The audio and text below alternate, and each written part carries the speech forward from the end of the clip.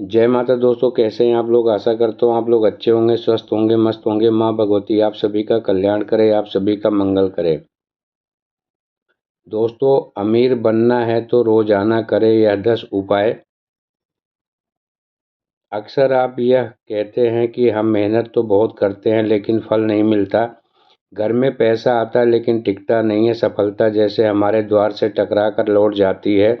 तो जान लीजिए कि पीछे केवल मेहनत की कमी नहीं होती, बल्कि कुछ ऐसी बातें और ऊर्जाएं होती हैं जो हमारे भाग्य को बंद कर देती है। ज्योतिष और वास्तुशास्त्र के अनुसार अगर आपने रोजाना सिर्फ 10 छोटे छोटे काम शुरू कर दिए तो ना तो दुर्भाग्य आपका पीछा करेगा और ना ही धन की देवी लक्ष्मी आपसे दूर होंगी।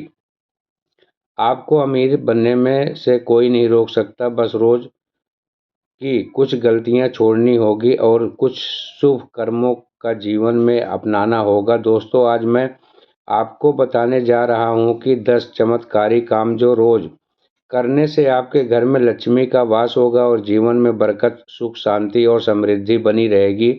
लेकिन उससे पहले, यदि आप सच्चे मन से माता लक्ष्मी के भक्त हैं और चाहते हैं कि उनका आशीर्वाद आपके घर में सदा सर्वदा के लिए बना रहे, तो इस चैनल को सब्सक्राइब जरूर करें, क्योंकि यहाँ हम लाते हैं आपके लिए आध्यात्मिक, रहस्यमय और लाभकारी उपाय जो आपके जीवन में परिवर्तन ला सकते हैं। और चाहिए चलिए शुरू करते हैं वह 10 दिव्य काम जो आपको अमीरी, उन्नति और सुख की ओर ले जाएंगे।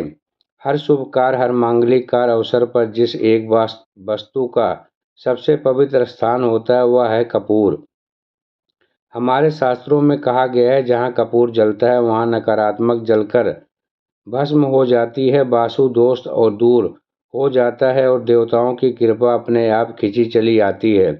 कपूर केवल एक सुगंधित पदार्थ नहीं है, बल्कि वह ईश्वर से जुड़ने का माध्यम भी है। एक ऐसा तत्व जो आपके घर के कोने कोने में सकारात्मक ऊर्जा भर देता है। इसलिए मैं आपको सलाह देता हूं कि सप्ताह में कम से कम एक बार कपूर अवश्य जलाएं। जब भी आप कपूर जलाएं, मन में श्रद्धा और भाव रखें और देखिए कैसे आपके जीवन की अंधकार भरी परछाइयाँ धीरे धीरे प्रकाश में बदलने लगेंगी।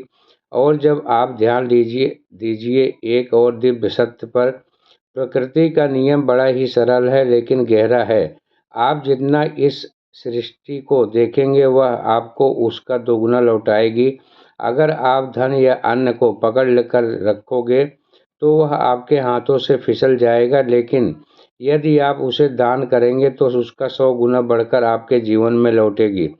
दान का केवल धन का नहीं होता, बल्कि प्रेम का, सेवा और समय का भी। लेकिन इसमें भी सबसे श्रेष्ठ दान अन्न का दान है, धन का दान, क्योंकि यही दो चीज किसी की जरूरतमंद के जीवन में प्राण भर देती है। और नंबर 2, शाम के समय पूजा करते समय सरसों के तेल का दीपक जलाएं और उसमें 2 लौंग डाल दें। और आप चाहे तो यह दीपक रोजाना प्रवेश द्वार के दोनों ओर या फिर एक तरफ जला सकते हैं। ऐसा करने से देवी देवताओं के साथ पितरों का भी आशीर्वाद आपको प्राप्त होगा, जिससे घर में बरकत होगी। घर में जब भी रोटी बनाए तो तवा गर्म होने के बाद उसमें थोड़े से दूध की छींटे जरूर मार दें।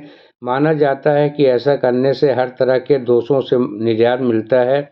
इसके साथ ही पहली रोटी गाय को खिलाएं। इस रोटी में एक आटे की लोई के साथ थोड़ा सा गुड़ या फिर चीनी रख सकते हैं। रोजाना पक्षियों को दाना खिलाना भी काफ़ी अच्छा माना जाता है।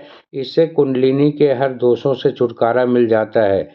इसके साथ ही जीवन में तरक्की, सुख और समृद्धि आती है। नंबर 3, ज्योतिष शास्त्र के अनुसार सूर्यास्त के समय या फिर बाद में झाड़ू नहीं लगाना चाहिए। माना जाता है कि ऐसा करने से माँ लक्ष्मी घर से चली जाती हैं और दरिद्रता पीछे नहीं छोड़ती। कभी भी ब्रह्म मुहूर्त या और संध्या काल को झाड़ू नहीं लगाना चाहिए। झाड़ू को ऐसी जगह रखें जहाँ किसी अतिथि की नज़र न पड़े। झाड़ू को पलंग के नीचे न रखें। घर को साफ सुथरा और सुंदर बना कर रखें। घर के चारों कोण साफ, ईशान, उत्तर और व्यवसाय कोण को हमेशा खाली और साफ रखें। वॉशरूम को गीला रखना आर्थिक स्थिति के लिए बेहतर नहीं होता। नंबर 4, भोजन की थाली को हमेशा चटाई, चौकी या टेबल पर सम्मान के साथ रखें। खाने की थाली को कभी भी एक हाथ से न पकड़ें, ऐसा करने से खाना प्रेत योनि में चला जाता है। भोजन करने के बाद थाली में हाथ न धोएं, थाली में कभी जूठ न छोड़ें। भोजन करने के बाद थाली को कभी भी किचन स्टैंड, पलंग या टेबल के नीचे न रखें। भोजन करने से पूर्व देवताओं का आह्वान जरूर करें। भोजन करते वक्त वार्तालाप या क्रोध न लाएं। भोजन सदैव पूर्व या उत्तर की ओर मुख करके खाना चाहिए। नंबर 5, घर में अगर पूजा घर नहीं है तो किसी ज्योतिष या वास्तुशास्त्र से सलाह लेकर पूजा घर बनवाएं। ऐसा इसलिए कहा जाता है कि क्योंकि किसी की कुंडली के अनुसार घर में पूजा घर रखना नुकसानदायक हो सकता है। किसी देवी देवता एक ज़्यादा मूर्ति या तस्वीर न रखें। पूजा घर के अलावा देवी या देवताओं की मूर्ति या चित्र घर के अन्य किसी हिस्से में न लगाएं। किसी भी देवता की 2 तस्वीर ऐसे न लगाएं कि उनका मुंह आमने सामने हो। देवी देवताओं की तस्वीर कभी नैतिक कोण में न लगाएं, वरना कोर्ट कचहरी के मामलों में फंसने की आशंका रहती है। तिजोरी में हल्दी की कुछ गांठ एक पीले वस्त्र में बांध कर रखें। साथ में ही कुछ कौड़ियाँ और चांदी तांबे के सिक्के भी रख सकते हैं। कुछ चावल पीले करके तिजोरी में रखें। तिजोरी में इस इत्र की शीशी, चंदन की बत्तियां, अगरबत्ती का पैकेट भी रख सकते हैं, जिससे उसमें सुगंध बनी रहेगी। घर में देवी देवताओं पर चढ़ाए गए फूल या हार के सूख जाने पर भी उन्हें घर में रखना अशुभ होता है। नंबर 6, माता लक्ष्मी और कुबेर देव की कृपा यदि जीवन में मिल जाए तो न तो धन की कमी रहती है, न ही जीवन में संकट का कोई डर। अब प्रश्न यह उठता है कि ऐसी दिव्य कृपा हमें कैसे प्राप्त हो। एक छोटा सा उत्तर लेकिन शक्तिशाली उपाय, अपनी तिजोरी या पर्स में 3 सिक्के जरूर रखें। यह सिक्के साधारण नहीं बल्कि आपके भाग्य के द्वार खोलने वाले चमत्कारी माध्यम बन सकते हैं। यदि आप चाहें तो इन 3 सिक्कों को लाल रिबन में बांधकर अपने घर के मंदिर में भी लटका सकते हैं।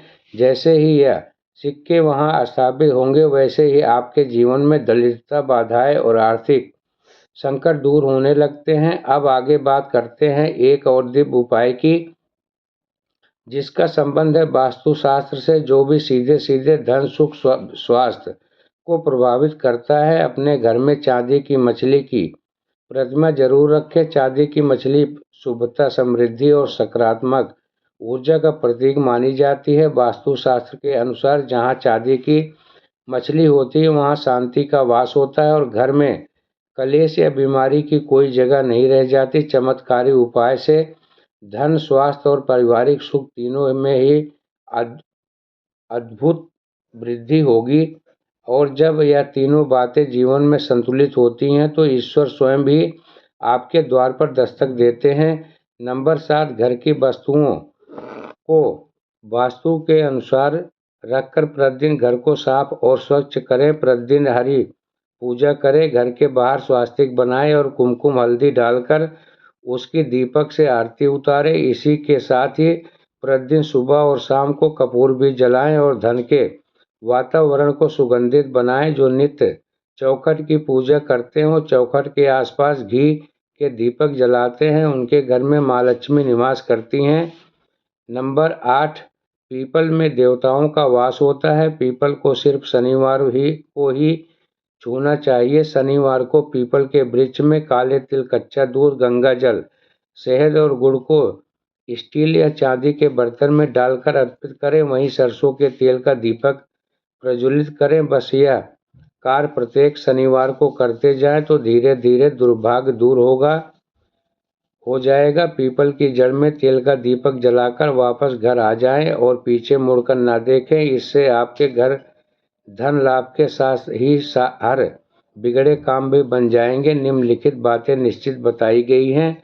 सोना, खाना पीना, गलतियां देना, झगड़ा करना, अभद्र एवं असत्य बोलना, क्रोध करना, श्राप देना, यात्रा के लिए निकलना, शपथ लेना, धन लेना या देना, रोना, बंद मंत्रों का पाठ, अशुभ कार्य करना, चौखट पर खड़े होना, उपयुक्त नियम का पालन न करने से बरकत चली जाती है। वही व्यक्ति कई तरह के संकटों से घिर जाता है। जहाँ मदिरा सेवन, स्त्री अपमान, तामसिक भोजन और अनैतिक कृत्यों का महत्व दिया जाता है, वहाँ लक्ष्मी कभी भी वास नहीं करती हैं। नंबर 10, घर की स्त्री का सम्मान करें। दक्षिण दिशा में पैर करके न सोएं। शर्ट और पेट की जब फटे हों तो उसे ठीक करवाएं। पर्स या रुपए को पेट के पीछे वाली जेब में न रखें। किसी भी प्रकार का नशा न करें। झूठ बोलते रहने से बरकत जाती है। दांतों को अच्छे तरीके से साफ करें, चमकदार बनाएं। थूकने, छींकने या खांसने की आदत को बदलें। घर में हर कहीं गंदगी न फैलाएं। कार्य न करें। नाखून और बाल बढ़ाकर न रखें। आप चाहे तो दीवार पर मछली के जोड़ों की प्रिंटिंग भी बनवा सकते हैं। घर के ईशान कोण में अष्टदल कमल बनाकर मंगल कलश की स्थापित करने से धन वैभव आता है। इसलिए कलश में जल भरकर उसमें तांबे का सिक्का डालकर अब उस पर आम का, अशोक का पत्ते डालकर उसको मुख्य द्वार पर नारियल रख दें। यह उपाय बहुत उपयोगी है। दोस्तों, यह थी थोड़ी सी जानकारी। मेरे द्वारा दी गई जानकारी आपको अच्छी लगी हो, समझ में आई हो तो वीडियो को लाइक करना, चैनल को सब्सक्राइब करते हुए शेयर जरूर करना, ताकि और भी भक्तों का कल्याण हो सके और भी भक्तों का मंगल हो सके। जाते जाते जय माता दी जरूर लिखना।